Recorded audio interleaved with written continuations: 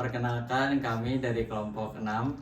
Nama saya Bismaster Nusiri, NIM 1802437. Aku Raka dengan NIM 064. Aku Jeremia Brilian Salasiombing dengan NIM 041. Dan pada video ini kami akan mendemokan alat kami dan juga menjelaskan alur berpikir dalam mendapatkan solusi tersebut.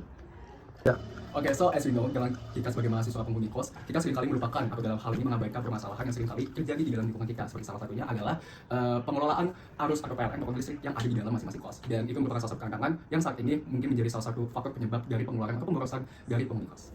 Nah, untuk menghindari pemborosan listrik dari tenan kos, kami telah membuat sebuah sistem node pengawas monitoring arus dan daya di setiap ruangan yang akan mengirim data secara wireless untuk dilihat oleh user dalam situasi ini, yakni pemilik kos.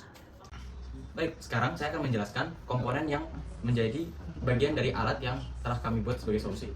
Yang pertama ada CT Clamp CT013 sebagai monitoring arus yang ada di bagian hot wire, yang dimana akan terhubungkan dengan ESP32 yang dipower oleh baterai 3,7 volt lithium ion. Data ini akan dikirimkan ke Wi-Fi dan akan dilanjutkan ke server. Dalam demo ini kami akan menggunakan hubungan wire dan juga laptop sebagai Wi-Fi agar demo dapat berjalan lebih lancar. Baik, sekarang saya akan menjelaskan sistem dari demo kami. Di sebelah kiri terdapat beban, yaitu laptop dan juga hair dryer yang akan menjadi beban di sistem ini. Di kanan juga ada alat. Beban yang dihasilkan dari laptop dan hair dryer akan menghasilkan arus yang dimonitoring oleh CT013 sebagai sensor monitoring arus. Arus ini akan dikirimkan ke universal PCB yang terpasang resistor 35 ohm yang akan mengubah arus menjadi voltase. Voltase yang akan dibaca oleh ESP32 sebagai data. Voltase ESP32 sebagai data ini akan dikirim ke Wi-Fi dan diterima oleh server yang akan ditampilkan kepada user. Baik, sekarang saya akan menjelaskan sistem dari demo kami.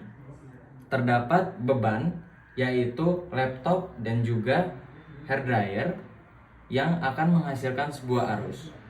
Arus ini akan dia ukur oleh sensor arus yaitu CT013. Arus ini akan dihantarkan ke universal PCB yang terdapat resistor 45 ohm. Resistor 45 ohm ini berguna untuk mengubah arus yang dihantarkan menjadi voltase. Voltase ini yang akan diterima per detik oleh ESP32 dan diubah menjadi sebuah data. ESP32 ini mendapatkan daya dari baterai 3,7 volt sehingga dapat bekerja tanpa adanya input daya dari laptop.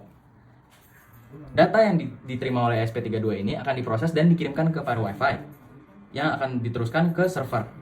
Rangkaian ini bagaimana supaya bisa berjalan dan supaya bisa ditampilkan dalam web. Pertama kita akan menghubungkan terlebih dahulu dengan si ESP32 ini akan kita coding terlebih dahulu agar dia bisa istilahnya menyimpan kode yang dimaksud. Di sini kita bisa melihat bahwa ada inisiasi sensor arus dengan kode kita konekkan dengan Wi-Fi dan juga istilahnya bahasa-bahasa yang digunakan di atasnya. Nah, selanjutnya kita di sini mulai untuk istilahnya mengkonekkan si ESP32 ini dengan Wi-Fi, di mana Wi-Fi begin lalu menghubungkan ke Wi-Fi sehingga dia bisa terhubung ke Wi-Fi. Selanjutnya barulah kita akan sinkronisasi dan juga bagaimana sih proses untuk pengambilan data dari ESP32 ini untuk dilaporkan ke Firebase nantinya. Nah, dan selanjutnya setelah kita konekkan dari Arduino ini, kita akan kembali hubungkan ke istilahnya Firebase. Di sini adalah contoh Firebase-nya. Buat intervalnya dibuat per 5 detik ya. Jadi ini udah terhubung dan selanjutnya kita akan masuk bagaimana cara memvisualisasikannya. Cara memvisualisasikannya itu di sini bisa kita lihat codingannya itu menggunakan JavaScript dan juga HTML, di mana ini sudah disesuaikan, di mana skalanya ini dari 0 sampai 10. Oleh karena itu, nanti bisa kita lihat tampilannya menjadi seperti ini. Berikut tampilannya. Nah, di sini arus dan daya masih 0 karena kita belum mencobakan apa-apa.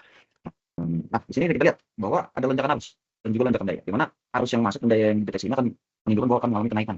Nah, bisa kita lihat bahwa di sini sudah terhubung ke si dryer dan juga ke laptopnya. Dan ketika kita cabut dan juga kita matikan, bisa dilihat bahwa pada tampilan grafik dia akan maju ke 0 lagi karena sudah tidak terdeteksi. Oke, so seperti pemaparan yang dilakukan oleh rekan-rekan aku sebelumnya, harapannya dalam kami membawakan solusi ini yang telah kami uji coba sebelumnya adalah memang satu dari pihak penghuni kos ini bisa dalam hal ini memantau atau memonitor secara real time dengan settingan waktu yang telah disetting sebelumnya itu secara real time dan mereka bisa mengukur jumlah arus dan daya yang telah mereka gunakan atau konsumsi setiap satu waktu. Dan tak hanya itu juga karena ini merupakan salah satu permasalahan yang sebelumnya merupakan permasalahan yang sering dihadapi atau ditemui oleh masing-masing penghuni kos setelah dilakukan observasi, maka harapannya solusi ini bisa membawakan atau memecahkan atau menyelesaikan masalah ini. Sekian, terima kasih.